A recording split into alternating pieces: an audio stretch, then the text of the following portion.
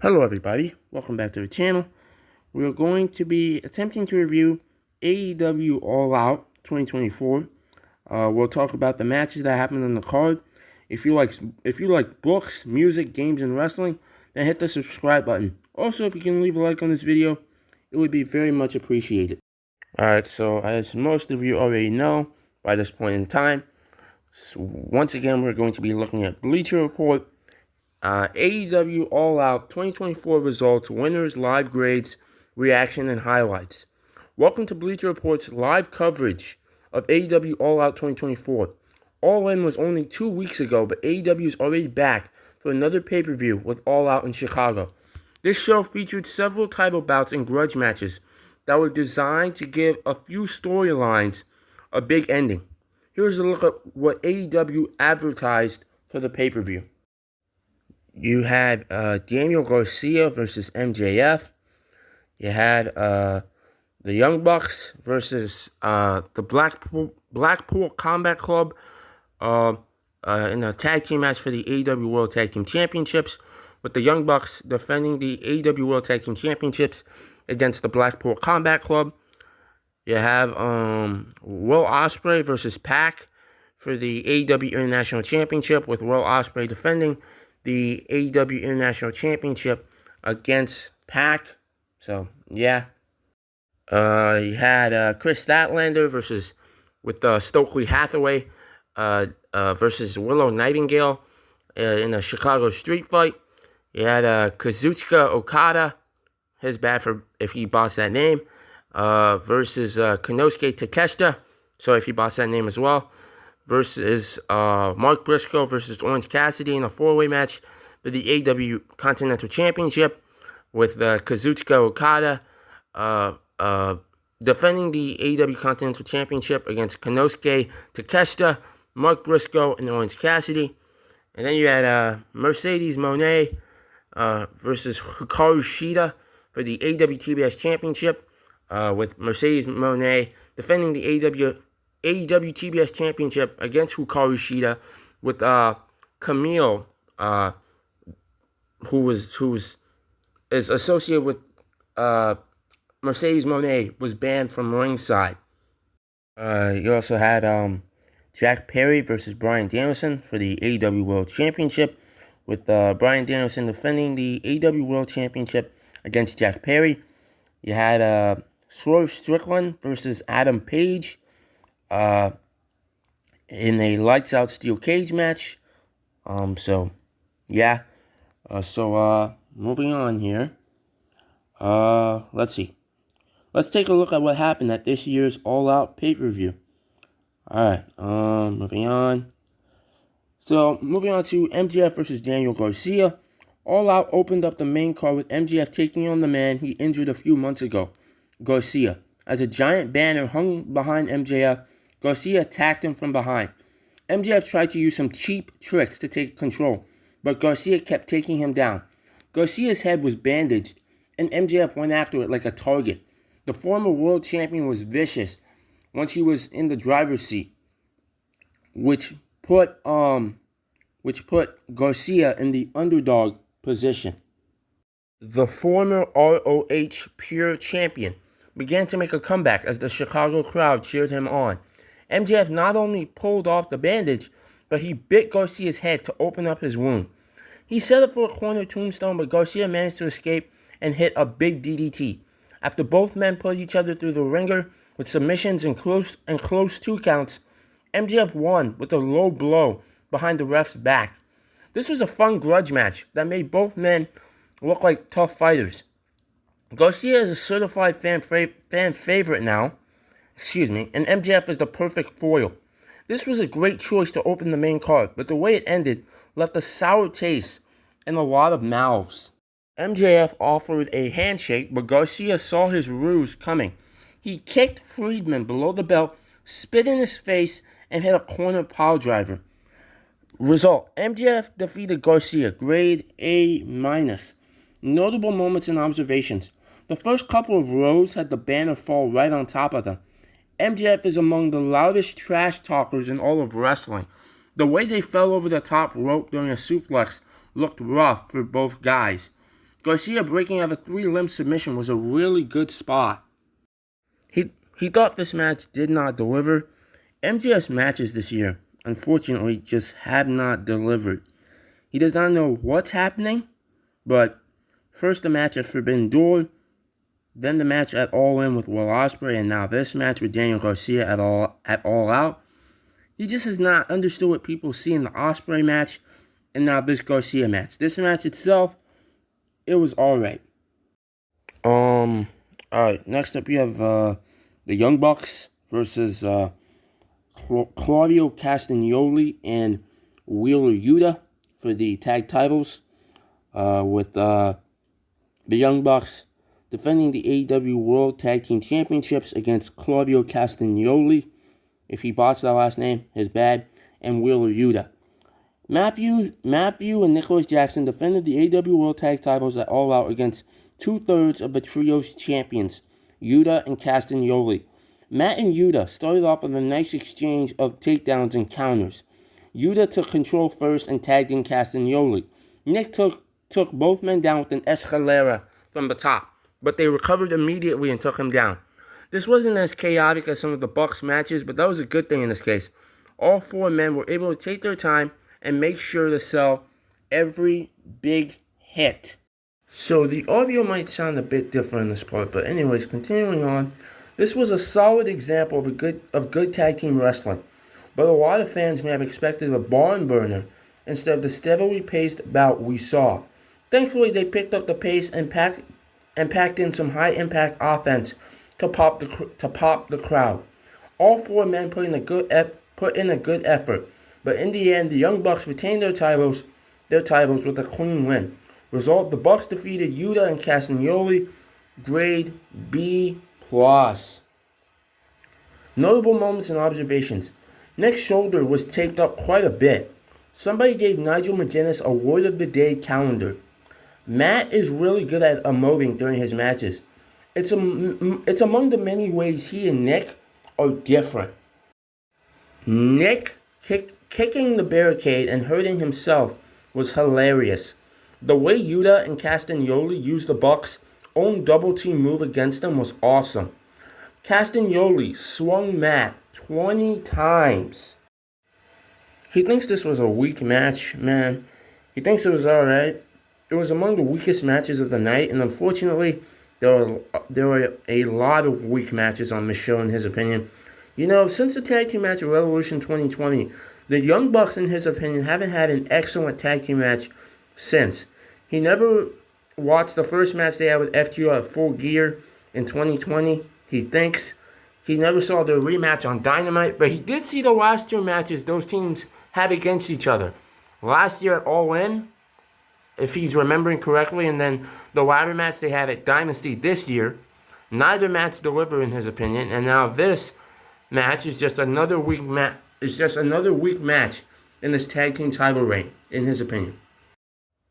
All right, next up you have Will Ospreay versus Pac for the international title, with Will Ospreay defending the international title against Pac. The third trio's champion was in action after his partners when Pac challenged Ospreay for the international championship. The crowd was going wild before they even made contact because this was such an anticipated encounter. They started off with a simple lockup into a side headlock takeover. Both men hit corkscrew moonsaults as Ricochet was shown watching from backstage. To absolutely nobody's surprise, this was a fast-paced match with a variety of types of offense from both men. AEW put two of the best high flyers in the ring together, and naturally, they made some magic. Pac looked more precise and smooth than he has in a long time, and Ospreay is still at the top of his game.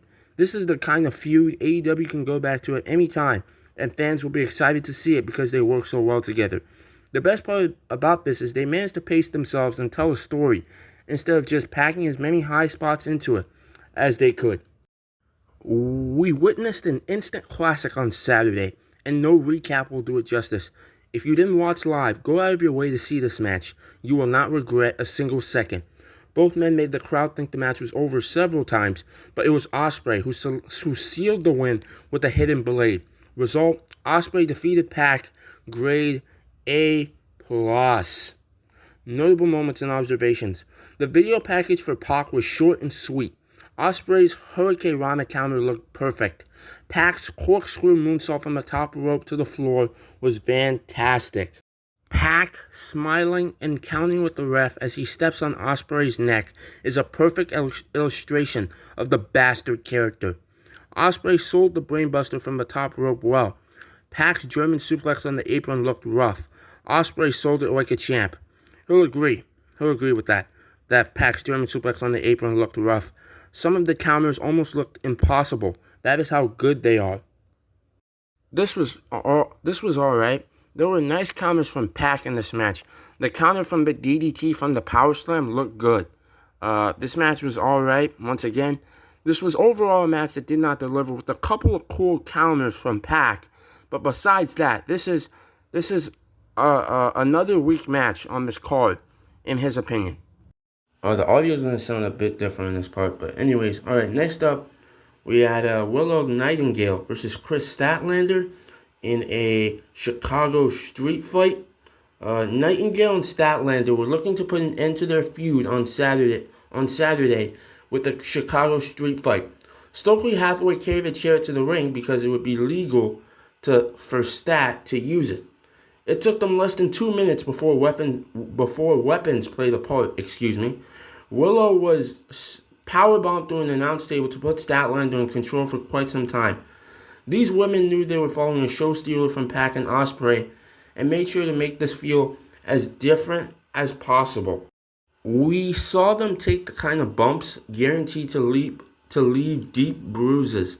Everything from tables and chairs to light tubes and hockey sticks were used to inflict damage.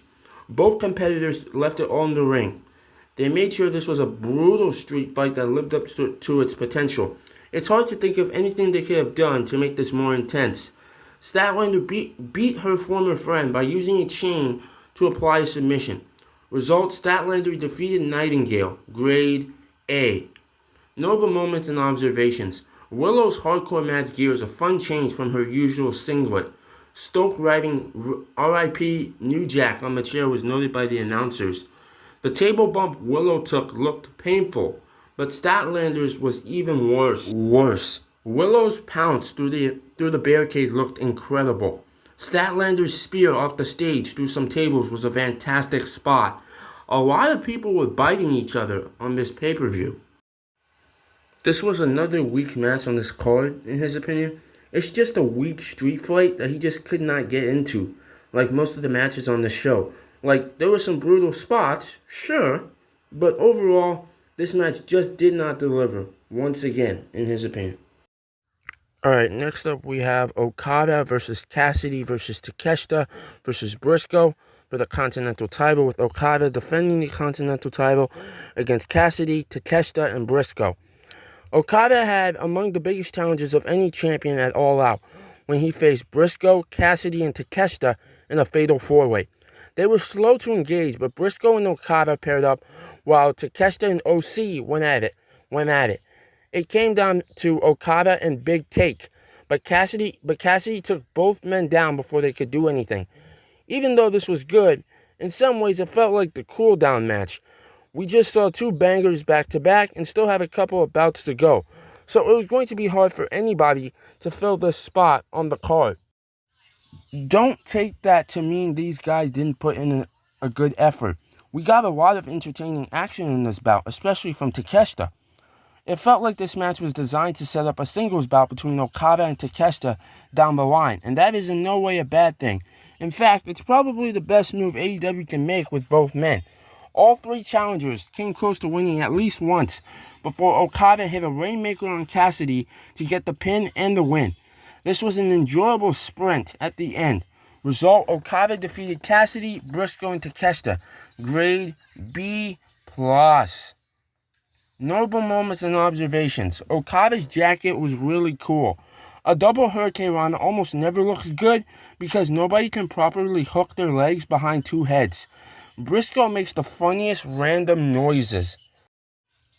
OC and Briscoe trading pinfall attempts was funny. Takeshita's counter to the orange punch looked amazing. Again, this was alright. This was a weak Fatal 4-Way, and there have been some good Fatal 4-Ways in his opinion. But this Fatal 4-Way, it was another weak match on this card, unfortunately. Let's move on to the next match, which was Mercedes Moné versus Hikaru Shida for the TBS title, with Mercedes Moné defending the TBS title against Hikaru Shida. Moné faced her biggest test to date as TBS champion when she defended the title against the former world champion Shida. Moné tried to take control early, but quickly found herself on defense. Shida was not holding back and delivered several stiff strikes, including a low dropkick that almost knocked Mercedes out of the ring. After 3 chaotic and wild matches in a row, it was kind of nice to get a standard singles bout. This was still a great showing, but it helped slow the pace of the show down a bit before the final 2 matches. Dueling chants broke out as they began unleashing strikes. The former world champion won the match, but the former world champion won the exchange, but Moné eventually won the match. While this was a great match, it felt like they left lots of room to grow in future encounters. Shida almost got herself disqualified with the kendo stick, but decided not to. The momentary lapse, I'm botching things here, allowed Moné to pounce and hit a moneymaker for the win. Result, Moné defeated Shida. Grade B+. Notable moments and observations. Shida and Moné both had awesome gear. Whoever made it did great work. Moné came out in the Japanese robe but had on gear with an American flag. Moné took Shida down in a crossface with lightning speed. Shida nailed Moné with a katana kick. This was alright. This was another weak match on this card, and that is all he has to say about this match, so we're going to move on to the next match. Alright, next up we have Bryan Danielson versus Jack Perry for the AEW World Championship, with Bryan Danielson defending the AEW World Championship against Jack Perry. The final sanctioned match of the night saw Danielson defend the world title against the current TNT champion Perry. The crowd was chanting and going nuts before they could even lock up. Perry scored a quick takedown and posed like Creed, with arms wide open to celebrate. He scored a second takedown and slapped Danielson in the back of the head. The American Dragon decided it was time to teach his young opponent a lesson, so he got in the driver's seat and started punishing the scapegoat. A DDT from the apron to the floor reversed the momentum again. They did a good job pacing themselves during the first half so they could sell everything properly. Perry played an interesting role here. He was playing an overconfident challenger while also being in a little over his head against a veteran on Danielson's level. Several times he tried to be cocky, and Danielson made him regret it every time. He began taunting the scapegoat with trash talk as he unloaded with kicks to the chest. The ref ended up being taken out, so the Bucks ran down and attacked Danielson with a TK driver. Castagnoli and Yuta chased him away eventually. Perry hit a running knee, but failed to get the pin.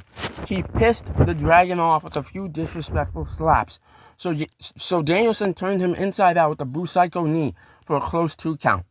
Perry put his arms out and seemed to accept his fate defiantly, as Danielson drilled him with another knee for the win. This wasn't about putting on the best technical clinic or the most violent fight. This was about making Perry look like a top star. And in that respect, this bout accomplished its goal. This may be the best match of Perry's career thus far. Luchasaurus ended up taking out Danielson and had a brief moment with his former tag team partner before Christian Cage arrived to cash in his title shot. Jon Moxley appeared out of nowhere and stood in his way. Pac and the rest of BCC showed up and Cage backed off. Castagnoli ended up taking out Danielson, and Pac held Yuta back as Moxley put a plastic bag over Danielson's head.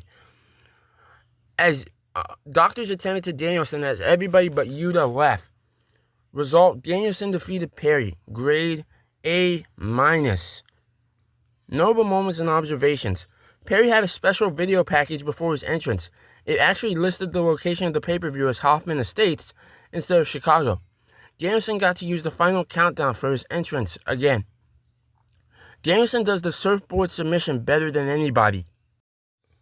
The springboard senton from Danielson was unexpected. The ref gave Perry an obvious signal to kick out that never should have been visible.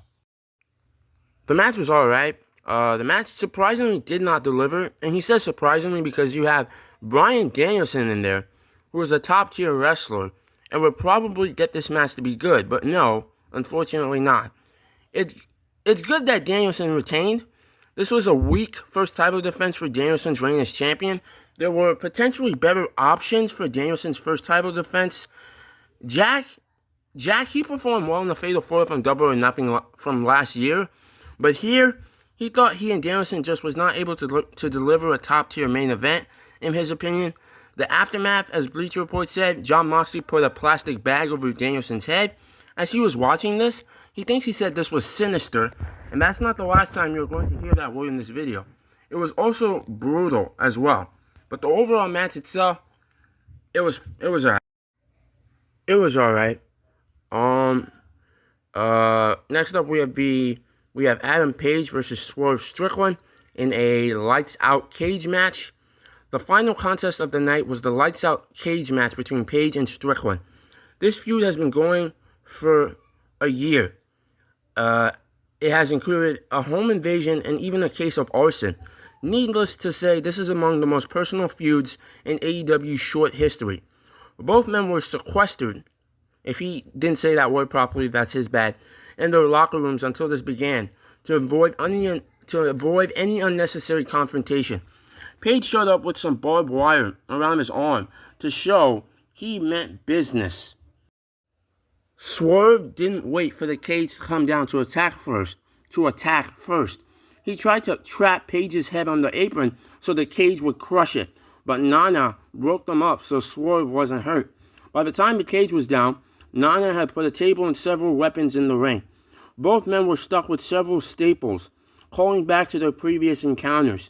From this point forward, traditional wrestling maneuvers were few and far between.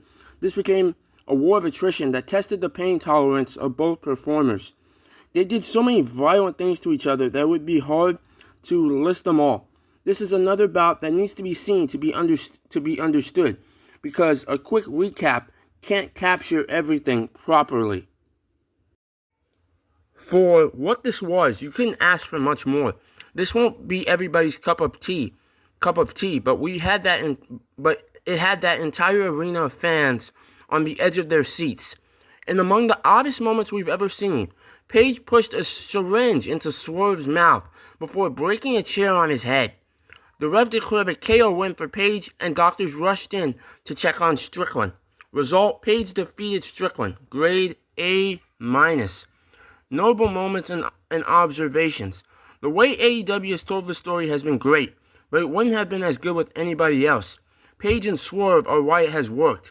You gotta respect Prince Nana's hustle with his coffee.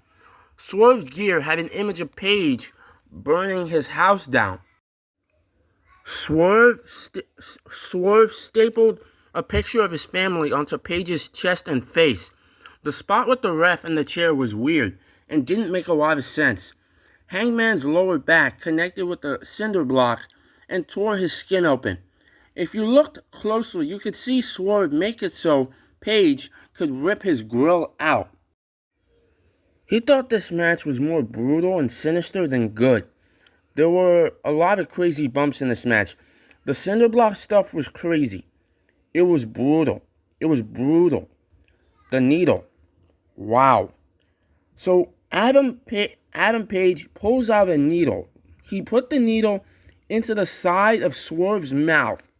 That might have been the most sinister part of the match, and this match had a lot of sinister spots in it, as you guys already know. The stuff with the needle was crazy. Then Adam hits Swerve with an unprotected chair shot. That was crazy. That was also crazy. But this was a weak main event. Hot take, but he thinks he said this before, but their match last year at Full Gear, he did not think it was the match of the year, and he still does not know what everybody was talking about, and then this match again does not deliver, in his opinion.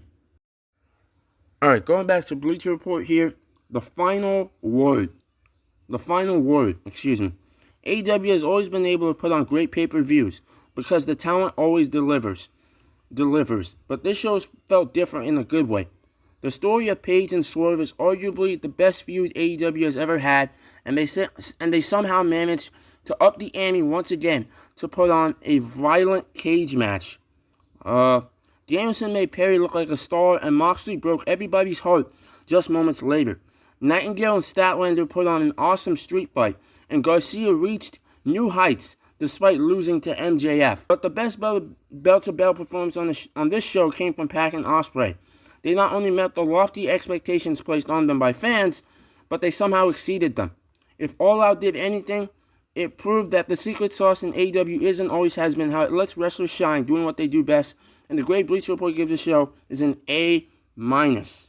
So, we're going to go back and attempt to grade the show now, and we're going to do something a bit different this time than what they usually do. So, mostly every match on the show gets a C-, and the only match that gets a C+ is Will Ospreay versus Pac for the AEW International title, with Will Ospreay defending the AEW International title against Pac. And the main reason that match gets a C+ is because of some of the counters that Pac was able to pull off in that match. But overall, the grade for the show, he gives it a C-. If you like books, music, games, and wrestling, then hit the subscribe button.